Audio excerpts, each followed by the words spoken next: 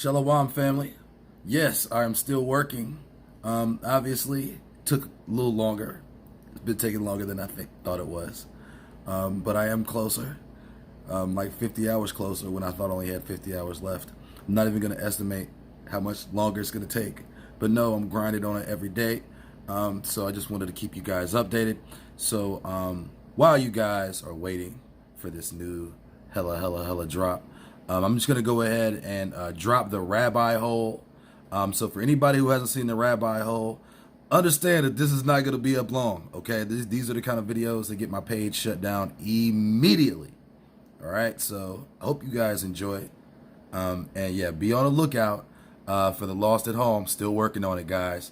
I appreciate it. All right, peace.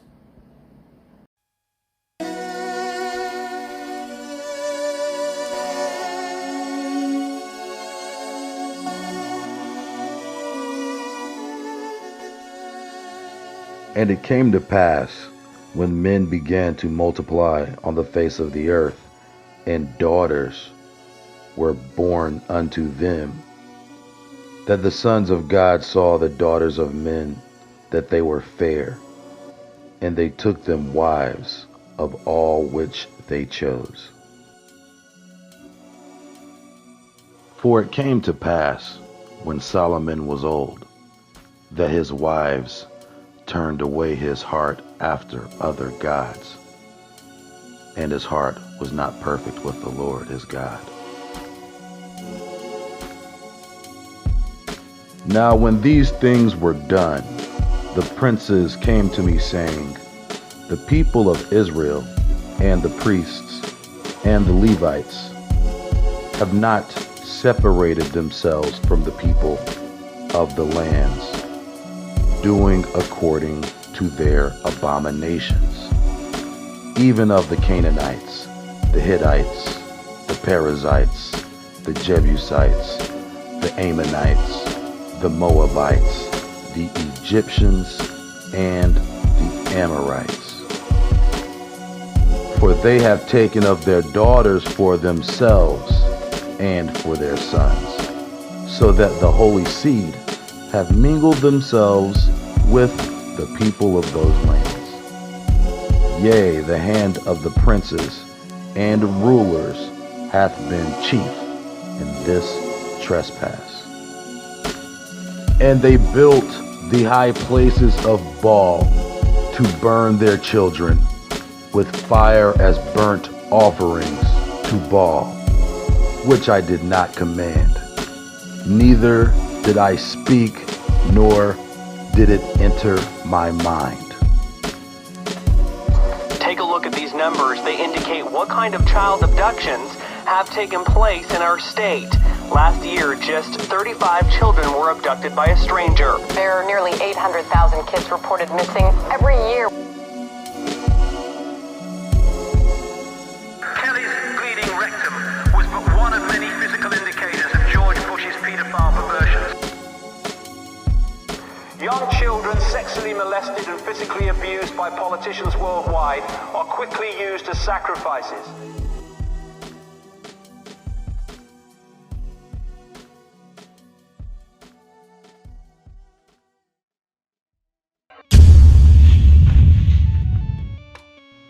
Who are the ones who lurk in the shadows?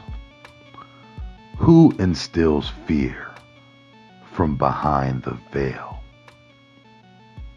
Who are you afraid to question without retribution? What are the questions that should never be asked? Why do you fear these people? Are your fears valid? Are your children safe? Blood, ritual, sacrifice, the grotesque murder of innocent children being sacrificed. To whom? And for what exactly? For centuries, these people have been rumored to be behind some of the most gruesome murders in history. These murders involved children. These children were tortured and systematically drained for their innocent blood. This innocent blood was consumed in rituals involving a certain group of people.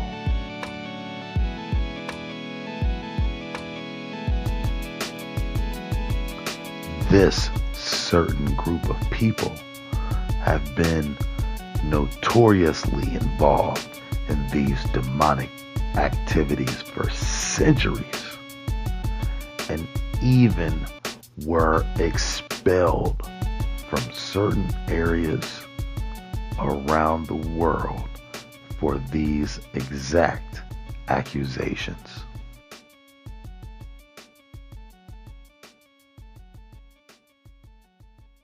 But do these accusations hold any validity? Some say that these demonic rituals are the key to their world power, domination, and control.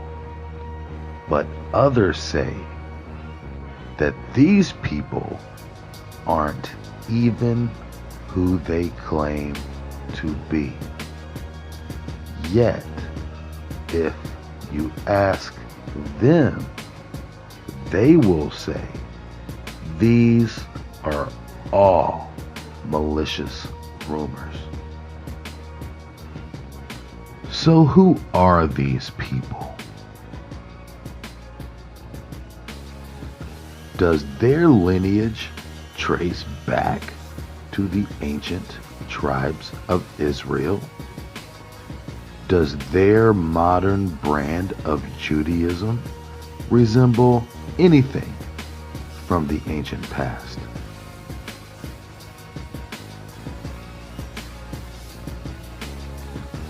Is there a mystical power in baby's blood? Do these people really control the world behind the scenes? These questions have plagued anyone who has dared to venture into the world of the occult, being labeled by society as a thought criminal.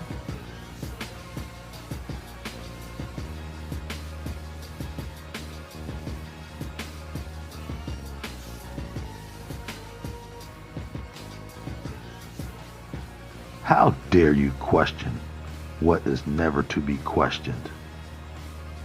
Where do all the innocent children go when they are never heard from again? Who protects those who murder the innocent?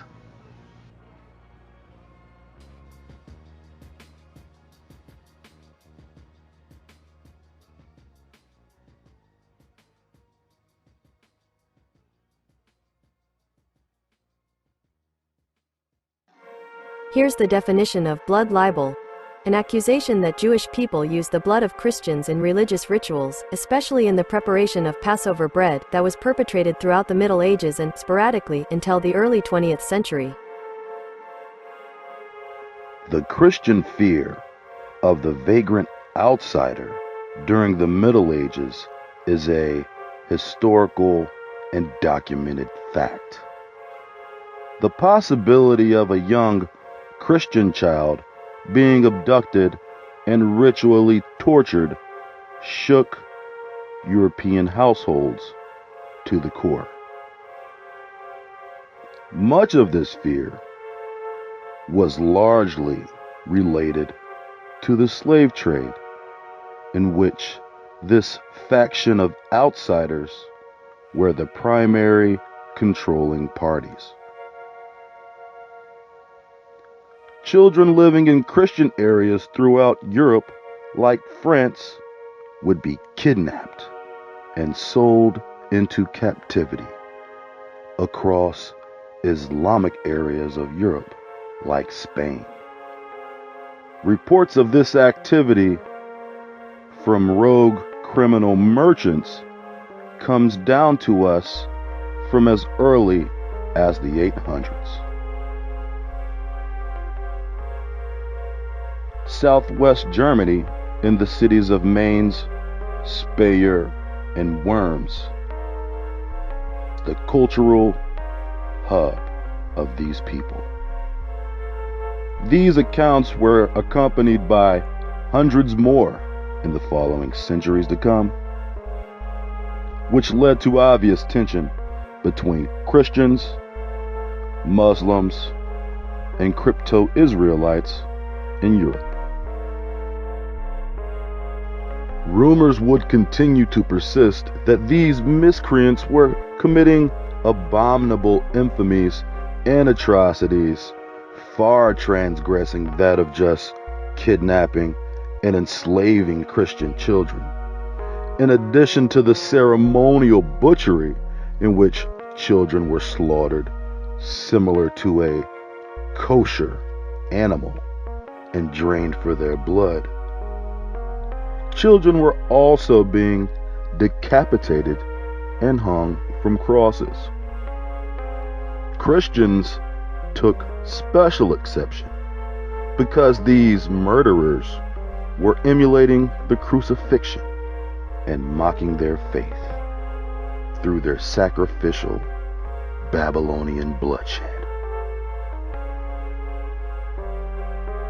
Historical archives also authenticate another atrocity committed by this band of people as a regular practice with the intended purpose of raising the value of their male slaves. Boys would be castrated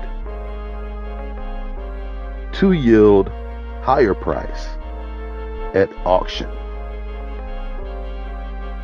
A castrated male slave or eunuch was far more valuable than an uncastrated male slave and could potentially yield as much as 5 times the value. Quote, records of long-distance Jewish slave merchants date at least as far back as 492, when Pope Gelasius permitted Jews to import non-Christian slaves into Italy at the request of a Jewish friend from Telesina. End quote.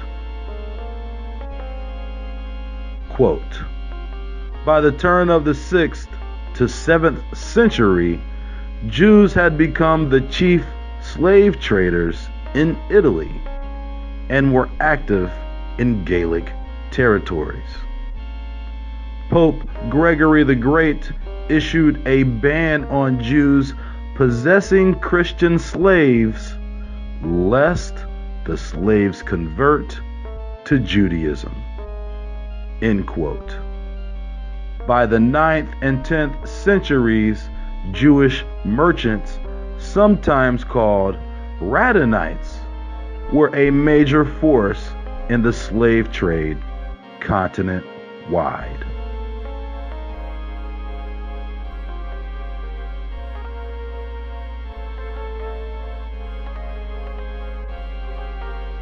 By the Crusades, these accusations had reached a tipping point, and Christians initiated their own vigilante justice against the accused. According to historian Norman Golb, this drama would culminate with the massacre of 800. Another massacre of 1,000 is reported when they refused conversion and baptism.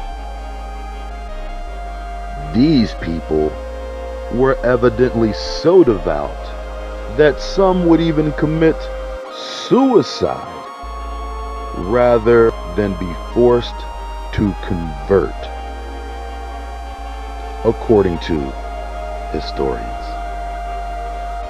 In addition to slavery, kidnapping, mutilation, and ritual murder, this group was also notorious for usury. Through these endeavors, this very small segment of the population became significantly influential in the world of finance. The history of currency exchange and usury propelled the relationship between them and the Catholic Church.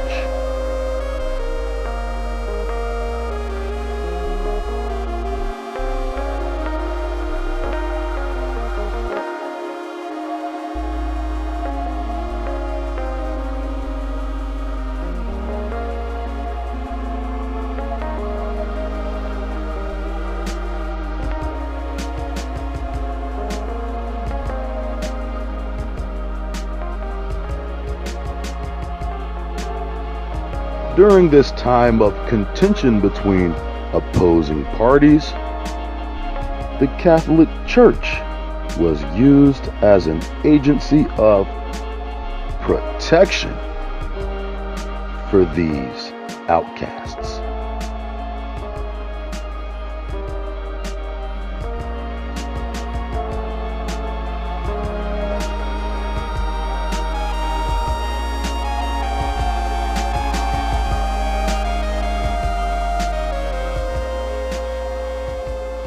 Over the next few hundred years, these people would be expelled several times from several countries in Europe from the time of the Crusades in 1096.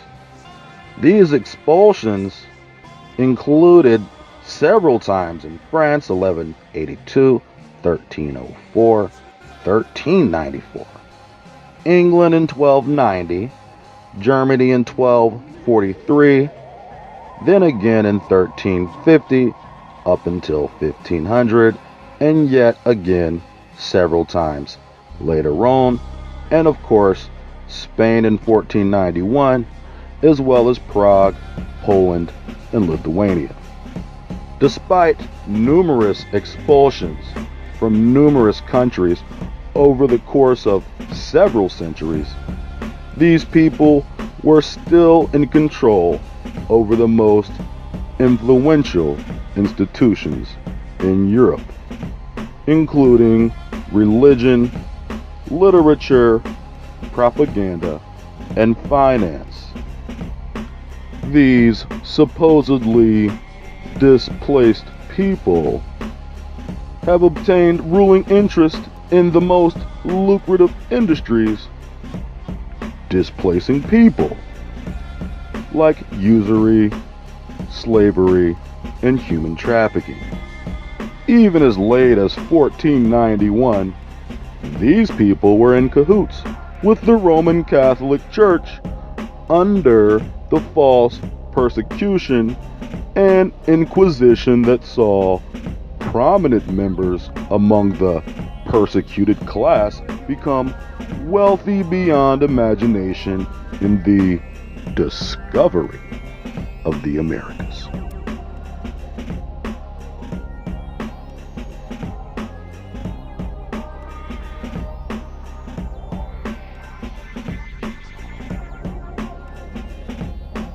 The Letter of Columbus on the Discovery of America by Christopher Columbus. Because my undertakings have attained success, I know that it will be pleasing to you. These I have determined to relate, so that you may be made acquainted with everything done and discovered in this our voyage.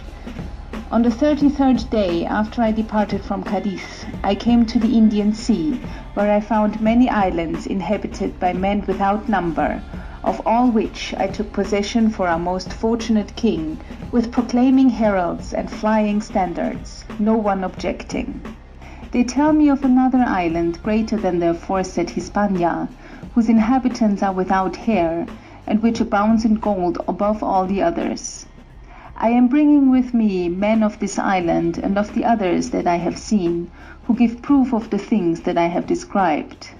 Finally, that I may compress in few words the brief account of our departure and quick return, and again, I promise this, that if I am supported by our most invincible sovereigns with a little of their help, as much gold can be supplied as they will need, indeed as much of spices, of cotton, of chewing gum, which is only found in Chios, also as much of aloes wood, and as many slaves for the navy as their majesties will wish to demand.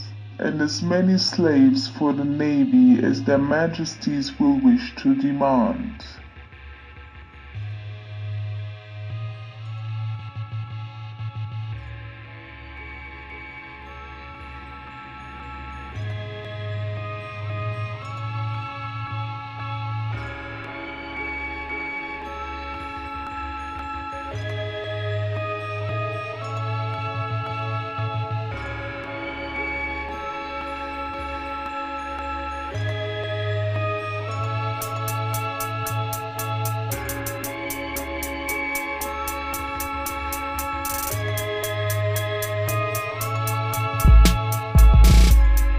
Christopher Columbus was sent by House Aragon and Castile. Both Queen Isabella and King Ferdinand were under the Roman Catholic Church, yet they sent Columbus, who was a known converso, who also practiced Judaism, to America in order to capture the natives for the Pope. This is clearly indicative of an established relationship between the Roman Catholic Church and Euro crypto Jewry.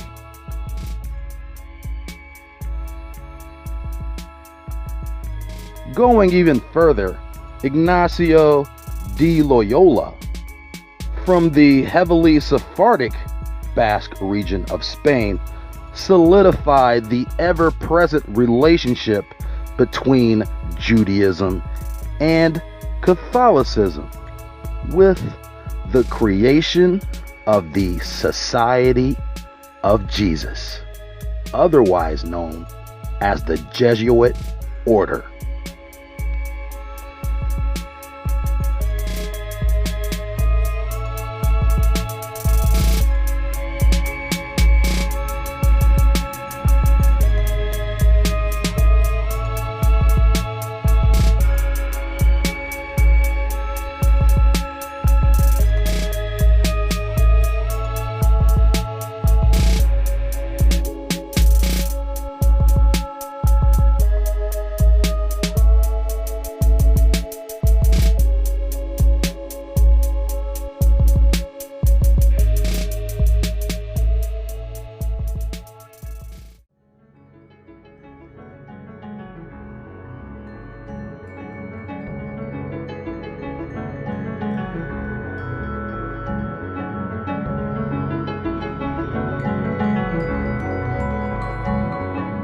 The marriage between Islam and Catholicism had been well established at the inception of Islam. The Prophet Muhammad had very close relations with the church, as did his much older wife, Khadijah. Muhammad's divinity was proclaimed by a converted Catholic monk known as Waraka. Waraka was also Khadijah's cousin. Waraka is best known for being one of the first to translate the New Testament into Arab.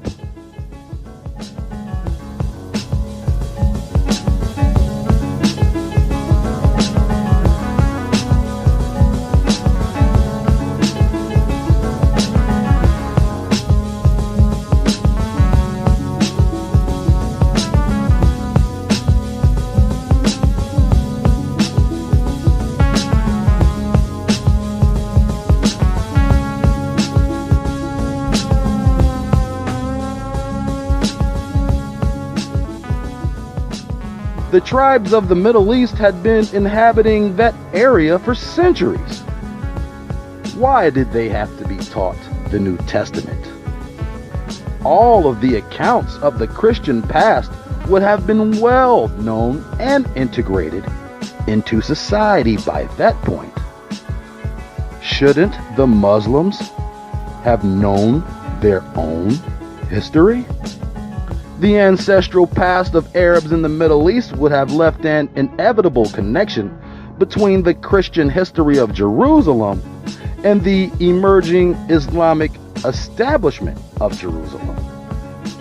In fact, the books of Luke and Matthew take place in present-day Palestine, but the New Testament Gospels tell a story far different than the names and places indicated on the map today. Furthermore, all evidence of biblical Israel has been fabricated and woven into a falsified narrative of world history by both the Catholic Church, the purveyors of Judaism, and Islam. Farmers and villagers pause in their day's work. All turn toward Mecca, the holy city, to give voice to their faith in God. Here once flourished the great cities of the ancient world, for the Middle East is the birthplace of our civilization.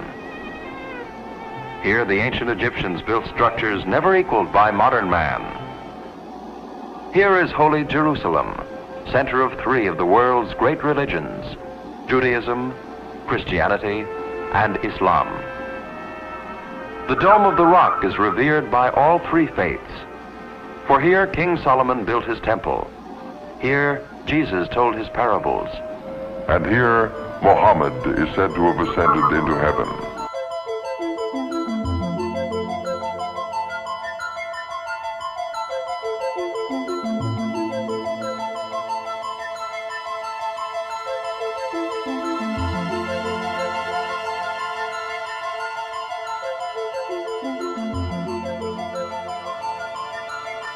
The creation of these three religions are dramatically intertwined.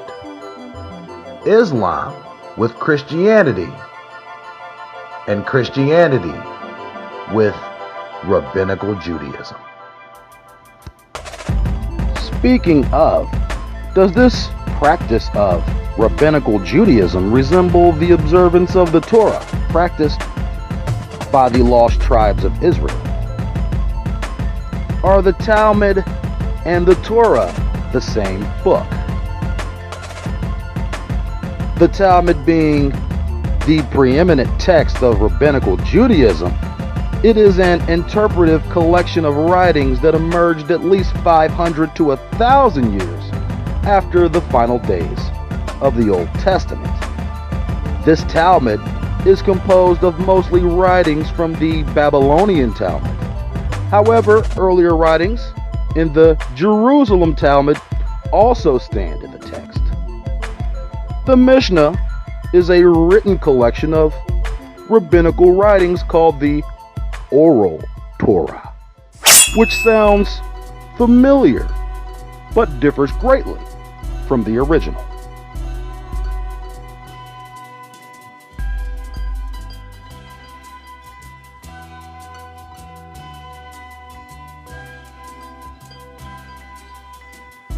Historically, the type of Judaism practiced by these people was everything except the practices of their less than likely forefathers, considering the determination of ancestry, according to law, is patrilineal through the line of the father, as explained in the Torah.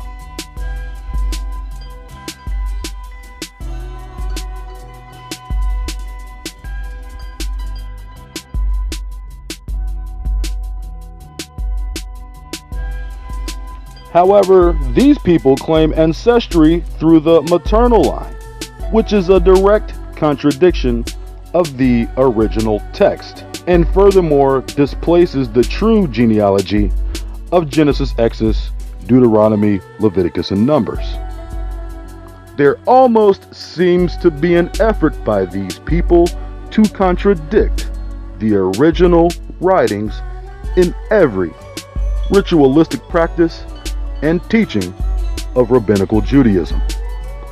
Why would these people contradict law of Torah in order to falsify ancestral identity?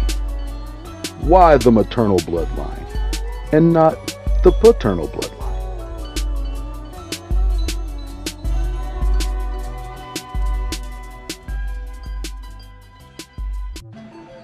For Jewish parents, the bris is one of the first religious rites for their baby boys, a circumcision. But there's one kind of bris in ultra-Orthodox communities that's causing some alarm. It's not healthy. I mean, nowhere it's written you have to that kind of procedure. The practice is called masitza b'peh, where a moil uses his mouth to suck blood away from the baby boy's genitals after circumcision.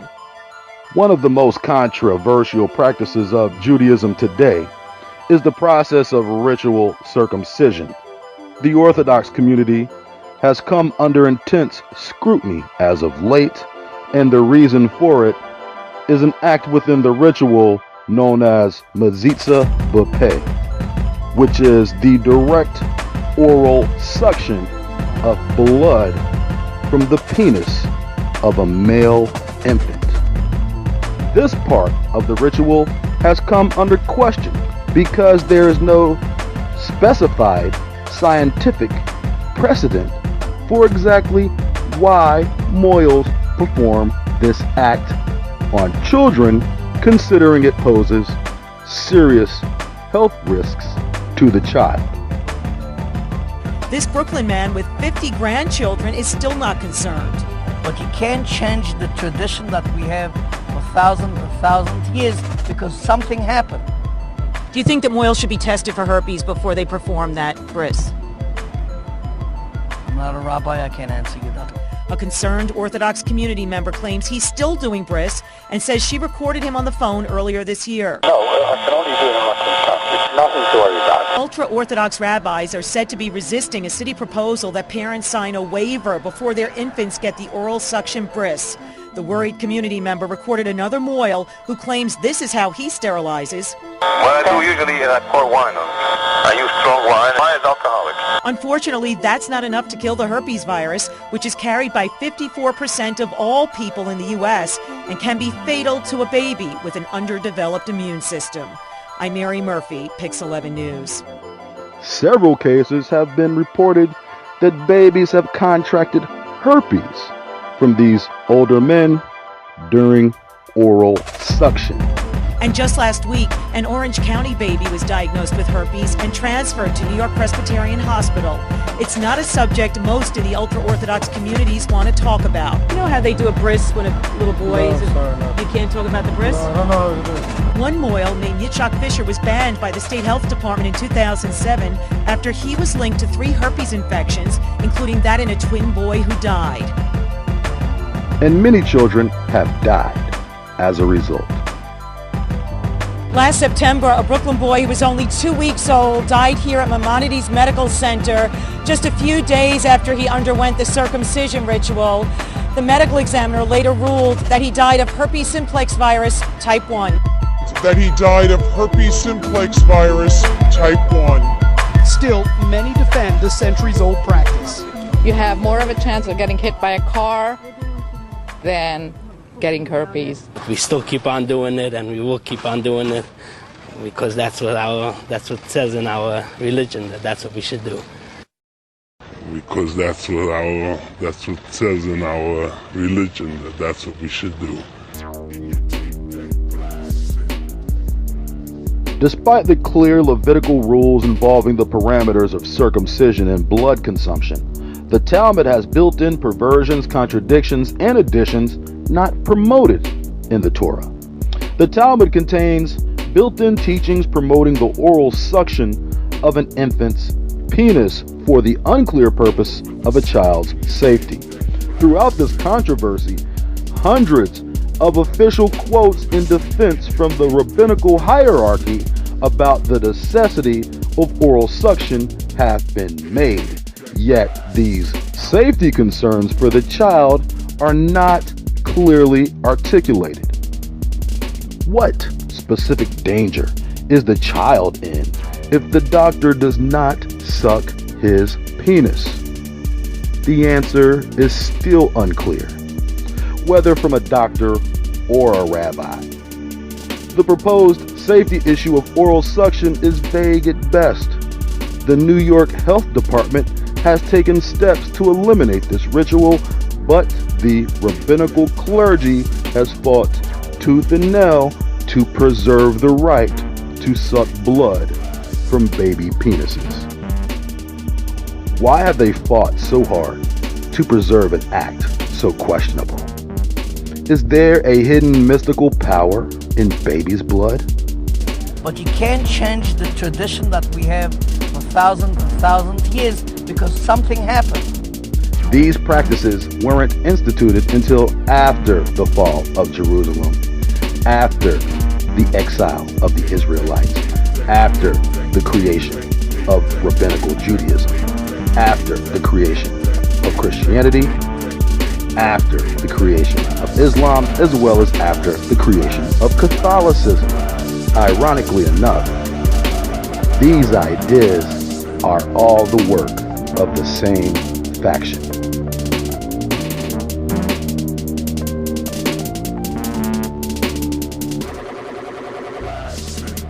This is how he sterilizes. What I do usually is I pour wine on. I use strong wine. Wine is alcoholic. Unfortunately, that's not enough to kill the herpes virus.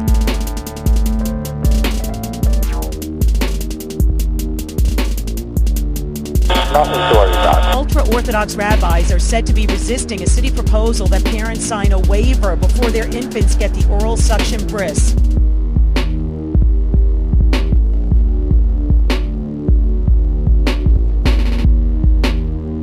You have more of a chance of getting hit by a car than getting herpes. We still keep on doing it, and we will keep on doing it because that's what it says in our religion, that that's what we should do.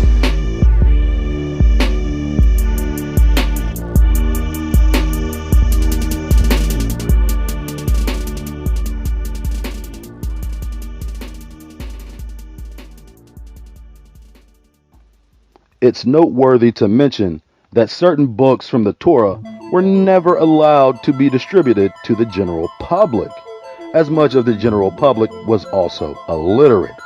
And this still holds true unto this day. Instead, the stolen scripture was held and studied in secrecy for interpretation by the rabbinical hierarchy. These interpretations were promoted in the Kabbalistic teachings of certain rabbis who had been privy to hidden information in the mystical books of creation within the Torah, only reserved for the select authority. This knowledge was transferred to the heathen after the siege of Jerusalem, when Titus ransacked the temple and stole the Holy Scrolls.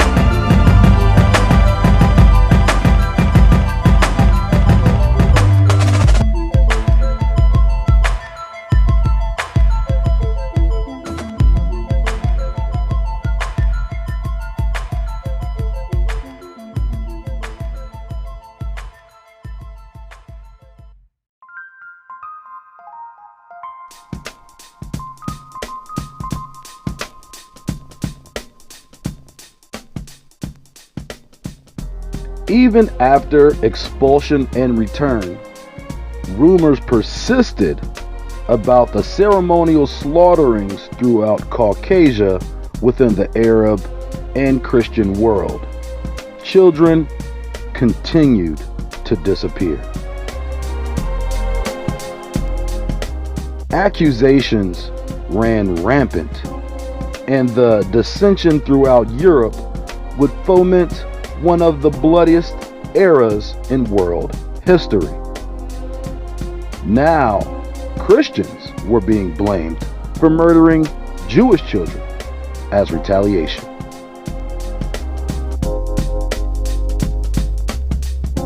Christians were indicted with charges of anti-Semitism for creating a witch hunt full of outlandish claims.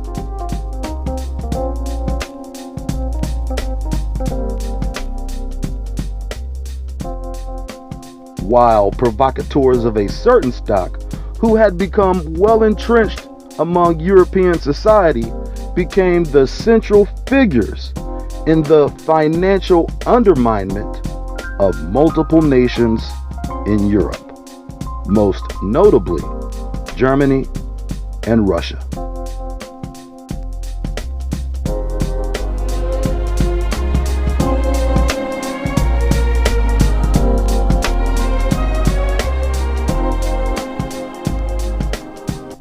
As early as the 800s, under the reign of Charlemagne, the church forbade Christians to participate in usury. As a result, the business of money changing and lending exclusively belonged to the Sephardim and Ashkenazim of Europe. The location of this financial storehouse was in southwest Germany, in the cities of Speyer, Worms, and Mainz.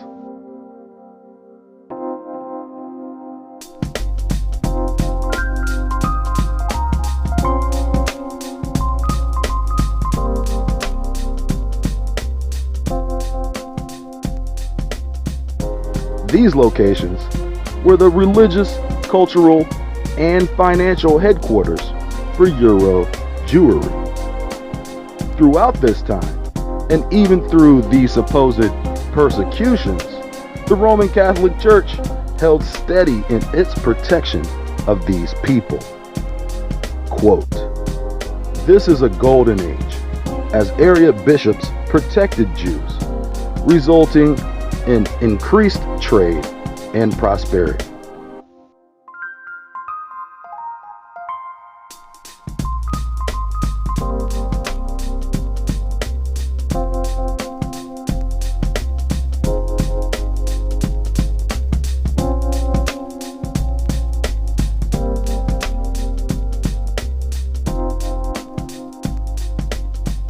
Quote, "Unrestricted commerce protected Jewish privileges." End quote.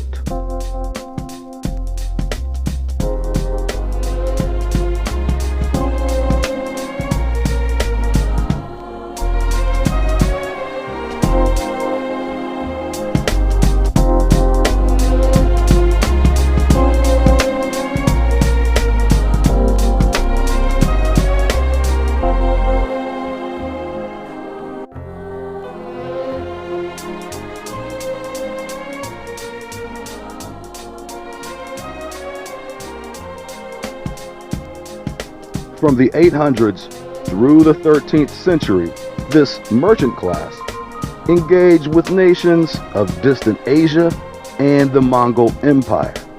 These trade routes fostered relationships between them and the Mongols, which led to the Mongol invasion of Europe.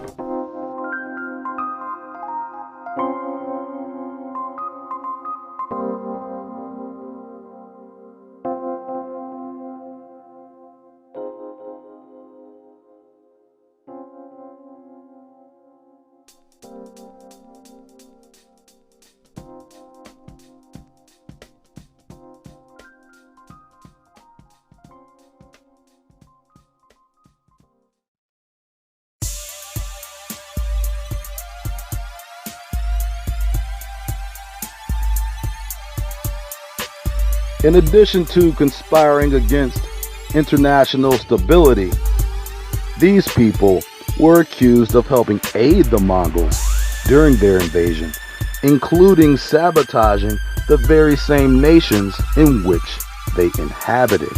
The Mongols had been gifted a portion of Europe thanks to the merchants of Germany.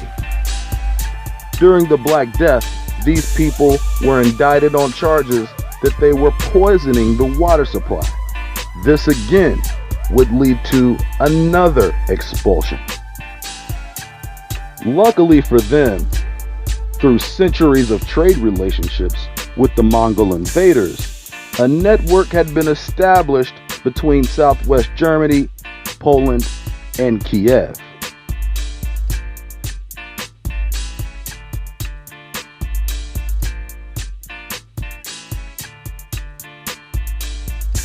Whenever they were no longer legally able to practice usury, they would return to Poland or Ukraine.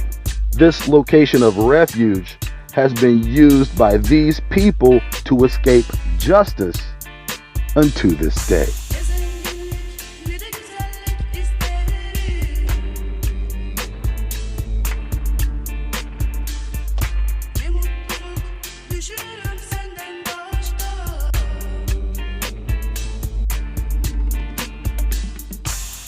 After 1491, the population of Jewry in this area was the highest in the world.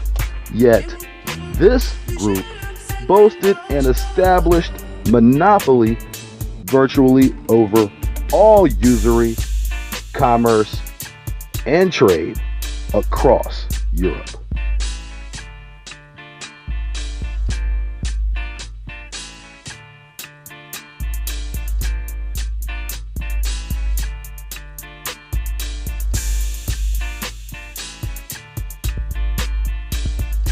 In 1666, Rabbi Shabbatai Zevi proclaimed himself the Jewish Messiah and led the largest following of Judaism at the time with over 1 million followers.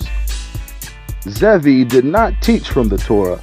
Instead, he taught from the Zohar, which, again, was another collection of interpretive works and esoteric mysticism known as Kabbalah.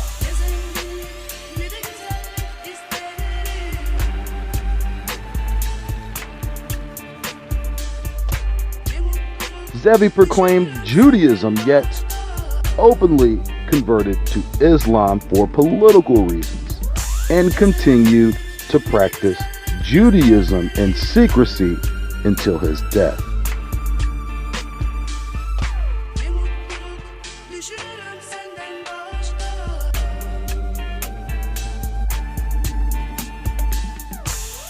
In fact, he founded an entire sect of hidden Judaism still in practice today.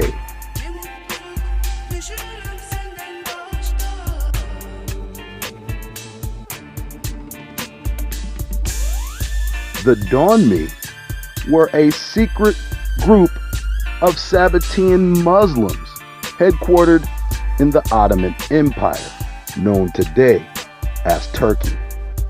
These secret Sabbateans of Turkey became well entrenched within the empire and exerted control over the nation for centuries to come.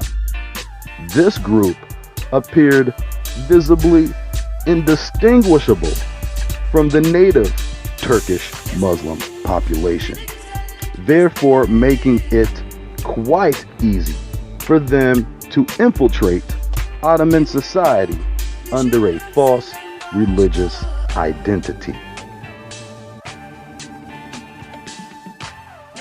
The secret Sabbateans of Turkey would lay the foundation for the Young Turks, who would later foment a counter-revolution against the Ottoman Empire.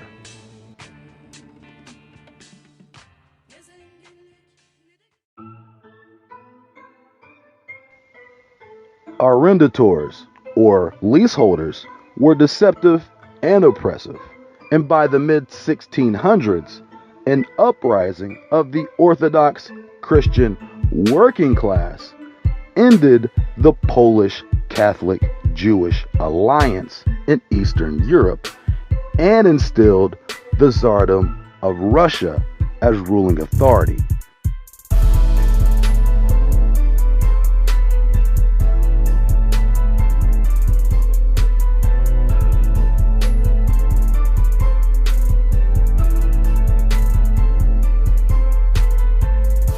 While the proletariat, or working class, would remain autonomous. Just as in Ukraine, Polish history is deeply intertwined within the Catholic Church. The official baptism of Poland first initiated the relationship between the Poles and the Holy Roman Empire, marking the birth of Polish statehood. Although Poland had been officially Christianized, their population over the centuries to come was heavily paganized. Christianity and paganism would find a long-lasting marriage within the Catholic Church. Even while being ruled under German authority, Poland would continue to be subservient to the papacy.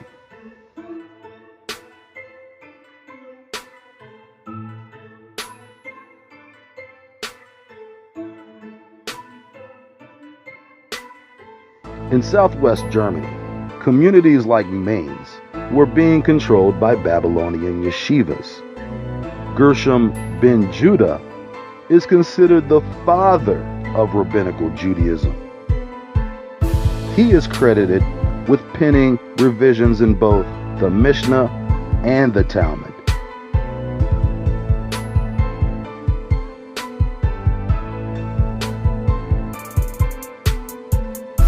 Other centers of Judaism included the city of Trier, birthplace of Karl Marx.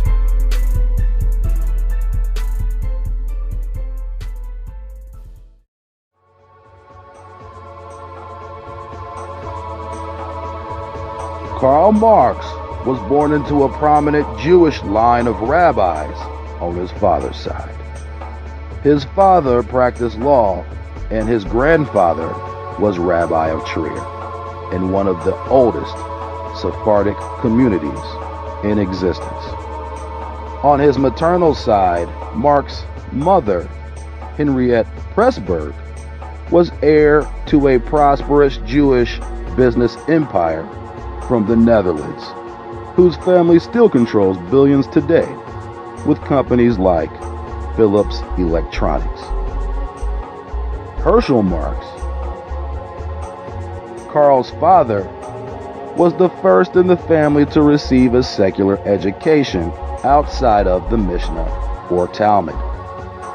Karl would eventually go on to enroll at the University of Bonn, hoping to pursue philosophy, although his father demanded he studied law, as he did. Eventually, this led Marx to transfer to the more prominent institution, the University of Berlin. While in Berlin, Marx would get his introduction into the world of Hegelianism, and this philosophy would set the stage for Karl to make his marks on world history.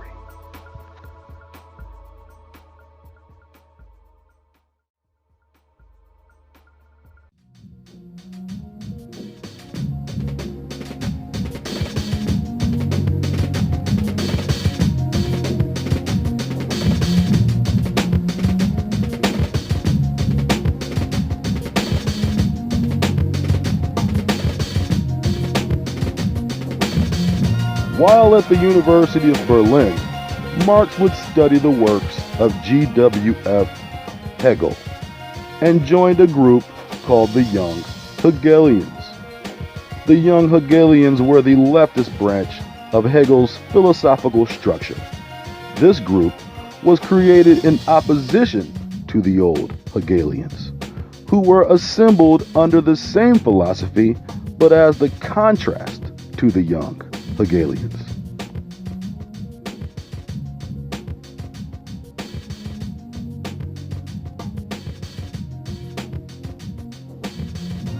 The young Hegelians were an anti-religious sect who often promoted criticism of the Protestant and Catholic Church by distributing anti-Christian propaganda across Germany.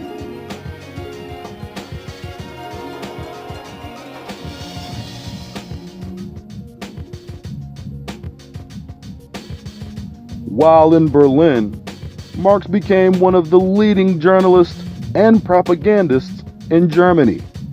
In 1842, he relocated to Cologne, where he started working for the extreme leftist publication, the Rhineland News. The newspaper made waves, reaching all the way to Tsar Nicholas I, who insisted that the paper be outlawed, and the government acquiesced.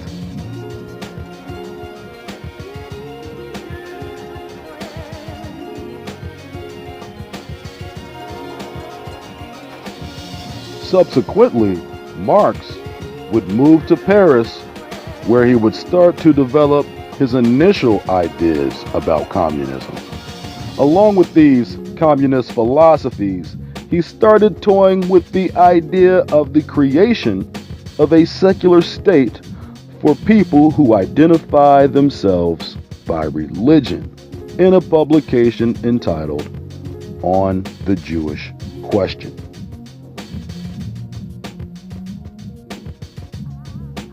Marx would soon take his obsession with economy and politics to Brussels, where he paired up with Moses Hess, a Franco-Jewish philosopher and the founder of labor Zionism.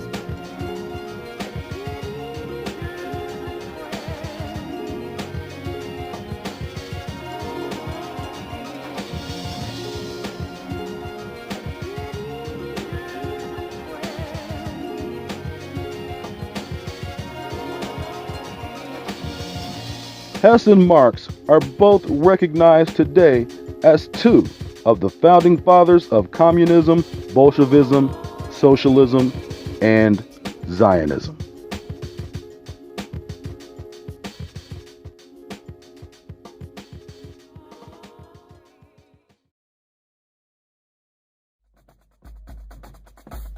A series of manipulated events at either the hands of a Russian or German-controlled secret society, the Black Hand, culminated in the assassination of Archduke Franz Ferdinand of Austria.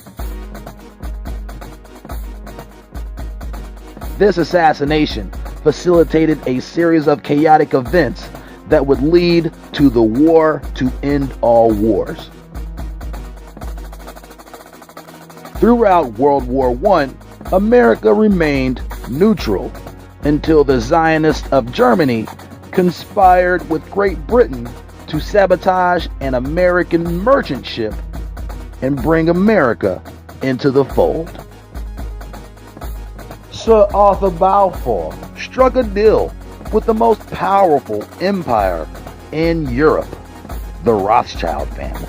In exchange for bringing America into the war, the Jews of Europe would be gifted Palestine to colonize, and the Americans would stop Germany from annihilating England, which was the inevitable outcome due to the invention of the German U-boat.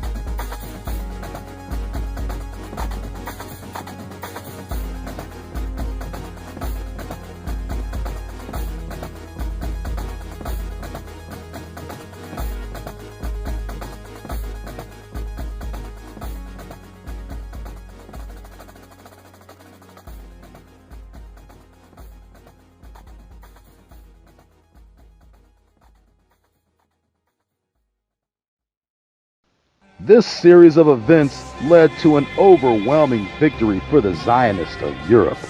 They had been successful in destabilizing the economies of Germany, Russia, Hungary, and the Ottoman Empire.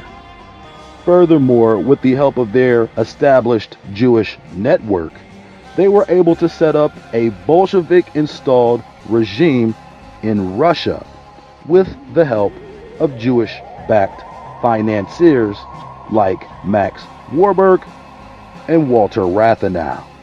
Not only were they able to overthrow the power structure in Russia, they also cashed in on enormous profits by financing both sides of the conflict. These Zionists also overthrew the Ottoman Empire at the same time with the creation of the Young Turks, initiated from their Turkish group of covert Jews dressed as Muslims called the Donmi.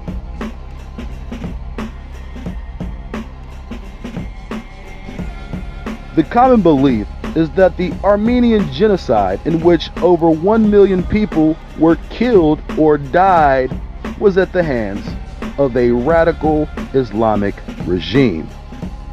But the Young Turks were a leftist, Zionist-controlled organization whose philosophies were closely tied to Marxism.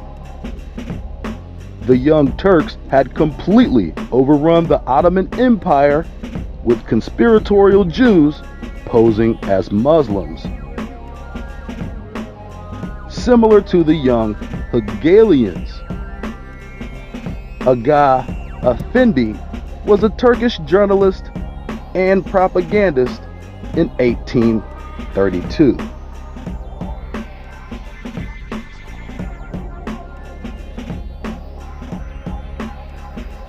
He belonged to the group, the Young Ottomans.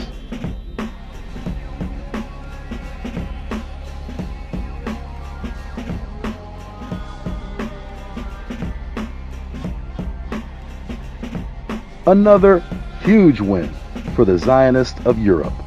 The Ottoman Empire controlled the territory between Turkey and North Africa, most notably Palestine. As a result of the Ottoman Empire taking alliance with Germany on the losing end of World War I, its territories were partitioned between UK and France.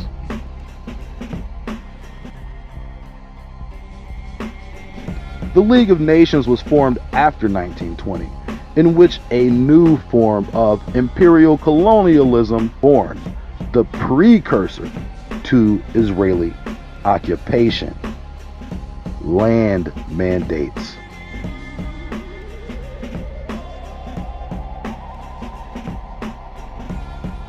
But this was just a small part of their victory.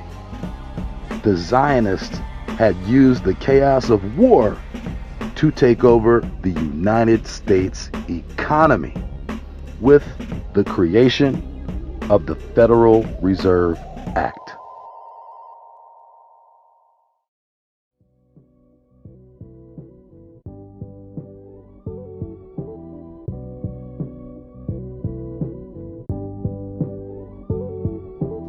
The seeds for the Federal Reserve had been conveniently planted during the financial crisis of 1907. Fritz Augustus Heinz initiated the market collapse when he attempted to manipulate the price of copper by purchasing all stock from industry competitor United Copper. This calculated move caused an organized divestment in all banks holding shares of United Copper, and the market collapsed. The Panic of 1907 was a completely fabricated financial frenzy perpetuated by the Zionist banking families of Europe, which laid the foundation for the Federal Reserve.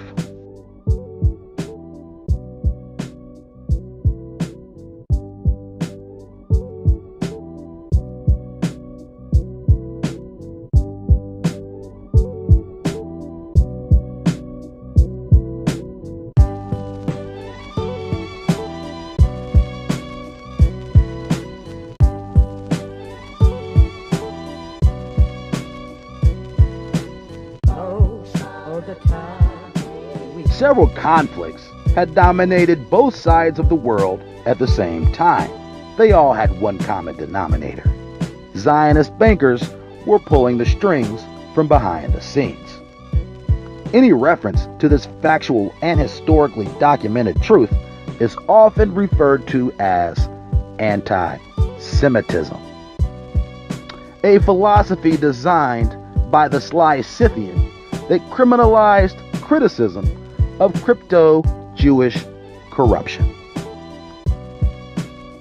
The Zionists had no weapon more powerful within their arsenal than the propaganda machine known as the mass media, and they had begun employing predictive propaganda tactics well before the start of World War II.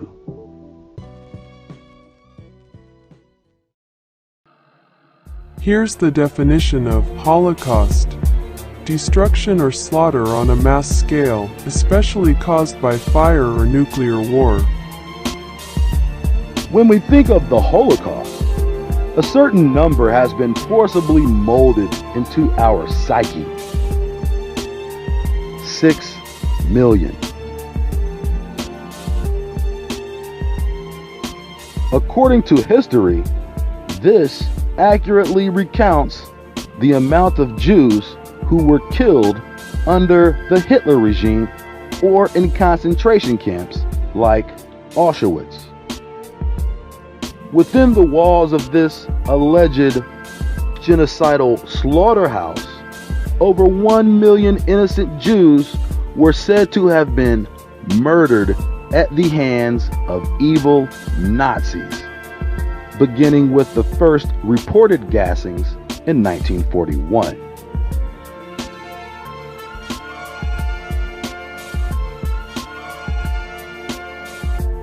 However, the numerical seeds had already been well planted and sown decades before in the years preceding World War I. The United States press was a completely Jewish Zionist-controlled operation. AP, Reuters, and even the New York Times were all owned and operated by Judean charlatans.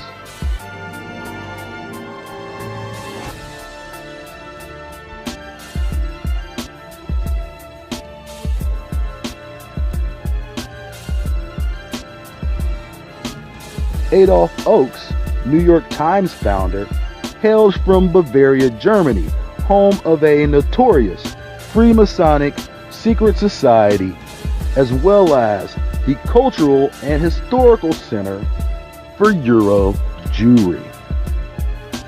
In his paper, the New York Times, on April 1903, we see one of the first times the word Holocaust is printed in a U.S. paper, nearly a full 40 years before the first concentration camps were even built.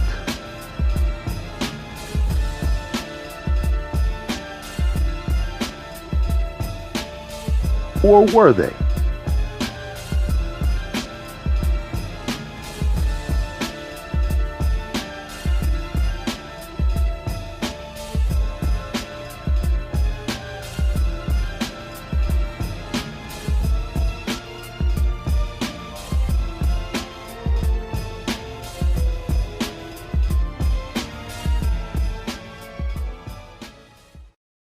According to Stanford News, Stanford University, the Kishinev pogrom was an anti-Jewish massacre that occurred over the course of a day and a half on April 19 and 20, 1903, in the Imperial Russia's city of Kishinev, now known as Chisinau, the capital of Moldova. However, in this context, the word Holocaust describes the Kishinev massacre in Russia. Quote, "The mob was led by priests, and the general cry, 'Kill the Jews,' was taken up all over the city. The Jews were taken wholly unaware and were slaughtered like sheep. The dead number 120 and the injured about 500. These Jews had been attacked by peasants who had been driven out of their homes and relegated to living in extreme poverty or homelessness while being financially drained by their creditors and lenders. These unethical landlords and lenders were all part of the plan. Create a Marxist class division within the social structure of Russian society, and then fabricate a revolution within the lower class and overthrow the government. That, however, wasn't mentioned in the colorfully deceptive journalism from the New York Times.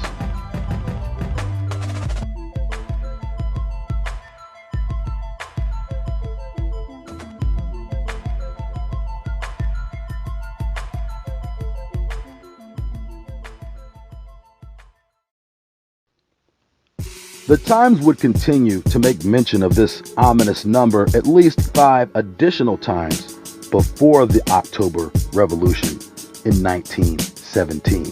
Up until then, this number supposedly represented the total number of Jews in Russia. But who were these Jews in fear of? Was it the angry mob that killed 47 people? The message being promoted in the world press was that the Jews in Russia were on the verge of extermination, and they were suffering from crimes of humanity. The Russian Civil War would turn out to be one of the most deadly and under-examined conflicts in modern history. Over 10 million people were killed or died in and around Russia between 1917 and 1923. The Red Army committed unspeakable atrocities against humanity in Russia during this revolution under a Jewish-controlled and funded leadership known as the Bolsheviks.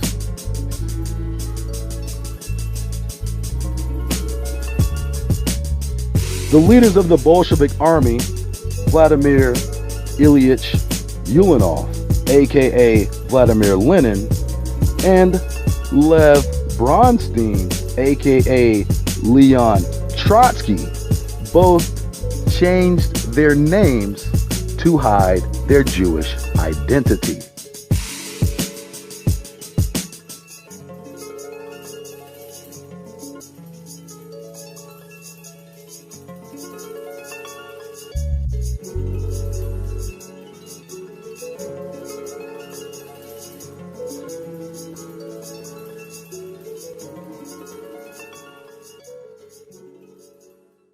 How could Jews in Russia be under threat of extermination when the Jewish-funded and controlled Red Army was the chief executioner?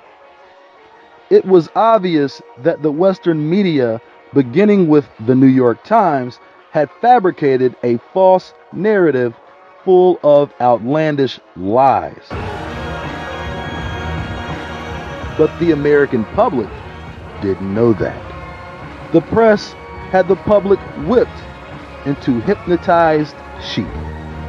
The scary Russian communists who were killing innocent Jews were in actuality scary Jews killing Christians. But the papers continued to print exaggerated accounts of anti-Semitism, which were never corroborated by factual events.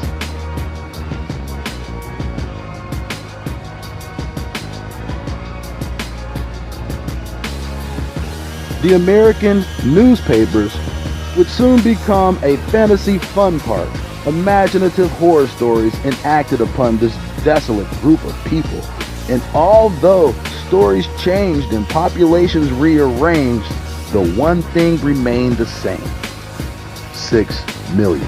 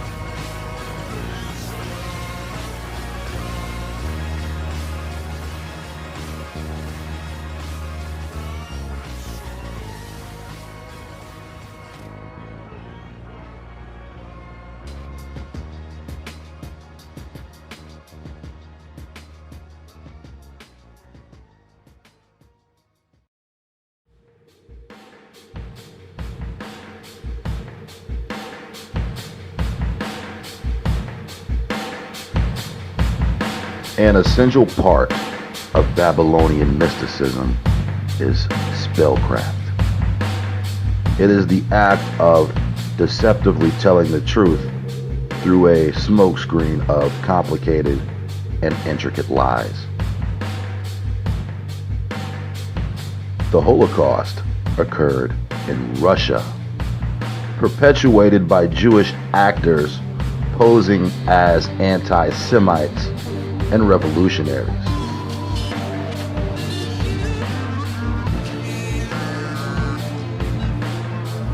The true meaning of the word Holocaust is to sacrifice, especially by means of fire.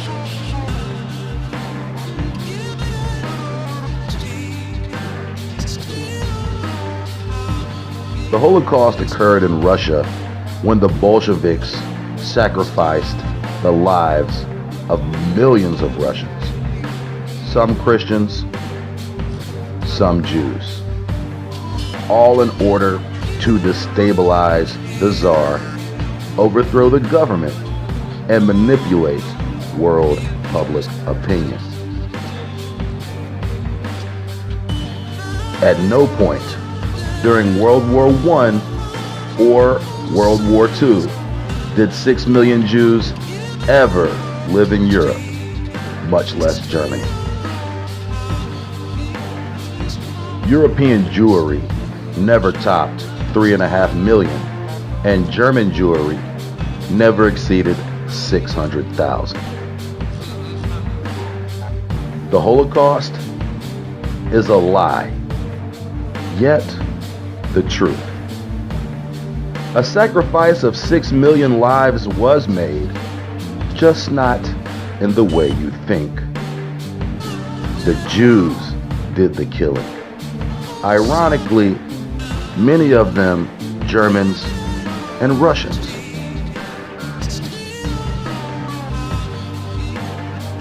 So by the time World War II came around, this familiar number had become well ingrained within the psyche of the world public.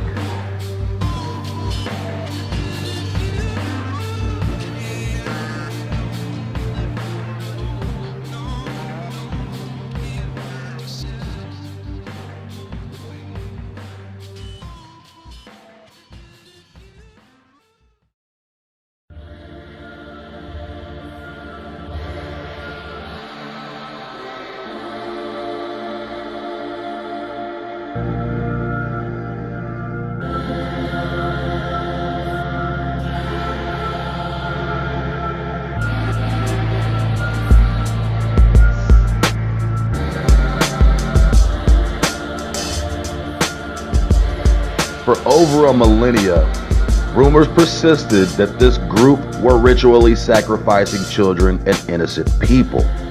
And everywhere you look, these stories have been dismissed as malicious anti-Semitic lies. Well, it turns out that the Jewish ritual of blood sacrifice is historically documented. And although this truth could be classified as anti-Semitic, that's not even true. The word Semitic presupposes Shemitic lineage, a bloodline that traces a lot further back than this race of Ashkenaz, Mongol, Scythian, Euro, Turkish, crypto-Israelites. Their claim to be descended from the ancient tribes of Israel can be easily uncovered as an outright lie. But therein lies the ultimate spellcraft. What if they are really telling the truth, but told through a smokescreen of incomprehensible lies? One of the greatest tricks of the Archon is the deviation of the logical mind.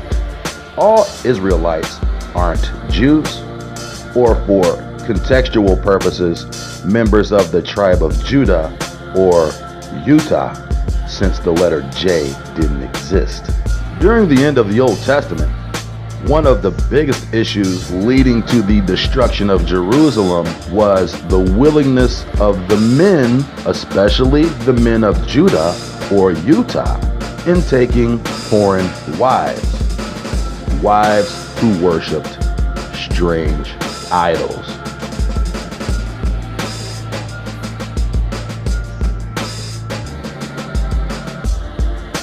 These children born under these foreign women are still considered sons of Israel.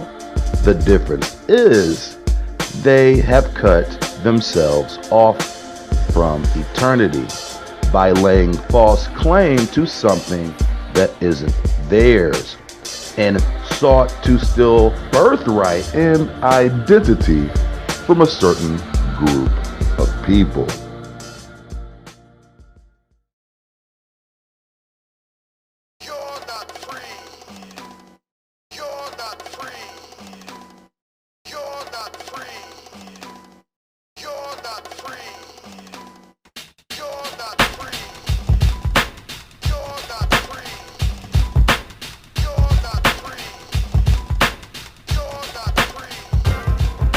It is biblically written that the Israelites were subject to all sorts of captivity.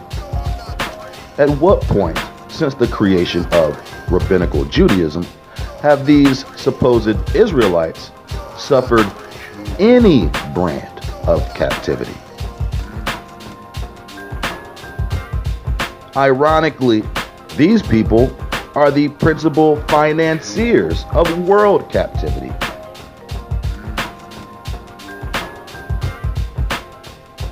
For centuries, their principal industry was human trafficking and slave labor.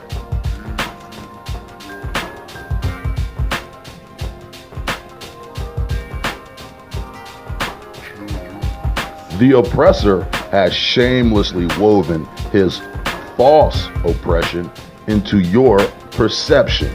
Even worse, he's stolen your identity and turned you into his puppet, willing to do anything for a shekel of approval. You're his slave. You cash your check.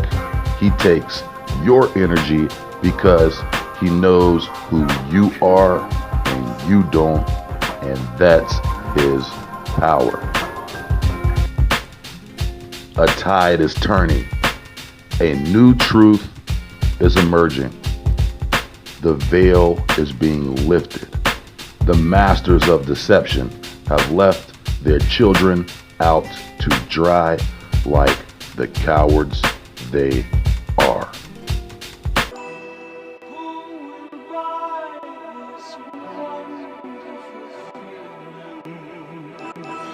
I'm so high, I swear I could fly. Who would buy this wonderful feeling? I'm so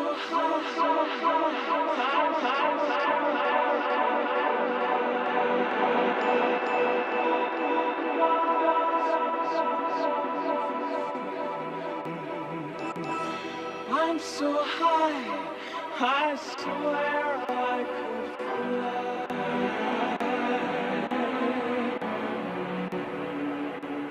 fly. The time has arrived.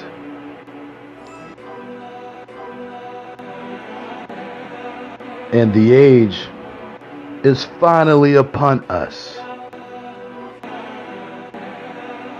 to claim history.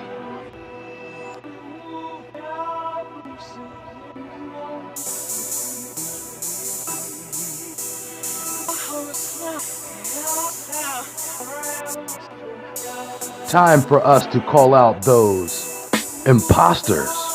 לראות את השני שהוא גם יהודי, לראות את הלב שלו שהוא גם יהודי, אבל We no longer fear public opinion. Anti-Semitism is on the rise in America.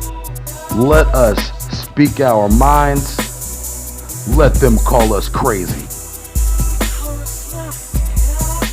They fear the truth.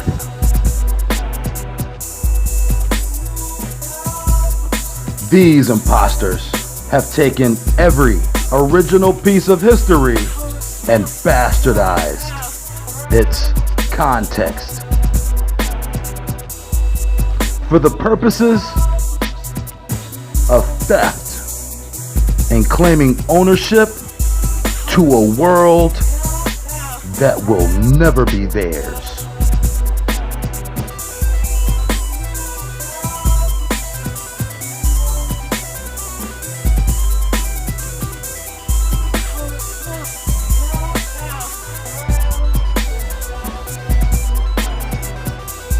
The blood-sucking money changers thrive on your fear. Whether it's the fear, whether it's the adrenochrome from a terrified baby, the fear you have of losing your house, or the fear you have of losing your child. These people feed upon that cognitive control they possess over your mind and soul. The real control they possess over you is the ability to manipulate your decisions through their Hegelian dialectical tactics of industrial mind control. This mental slavery is rooted in fabricated currency, manipulated law, and perverted information.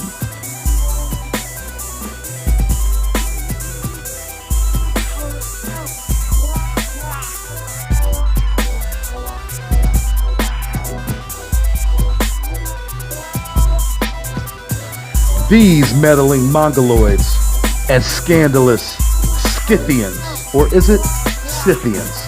Scythians are the cultivators of the treacherous seed. These people have no historical objectivity and are history's top charlatans. Even today, they send their minion scribes to the internet for the purpose of scrubbing any legitimate history and calling it anti-Semitic. From the numerous translations of the Torah to the creation of Judaism, these people are at the forefront of falsifying world history. Presently, pro-Khazarian pen hustlers are working overtime to soil the web with tainted Tartarian propaganda.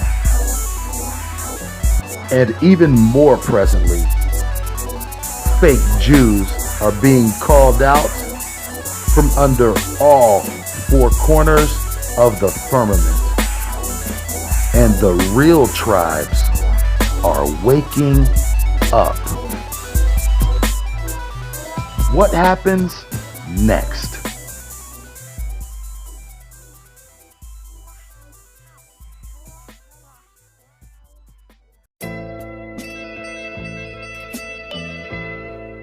Do not yearn for worthless children or rejoice in wicked offspring, even if they be many, if they do not have fear of the Most High.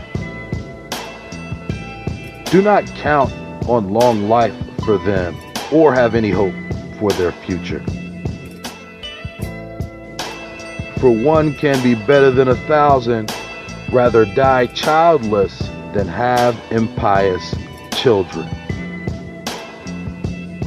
Through one wise person, a city can be peopled, but through a clan of rebels, it becomes desolate. Many such things my eye has seen, and even more than these my ear has heard. Against a sinful band, fire is kindled. Upon a godless people, wrath blazes.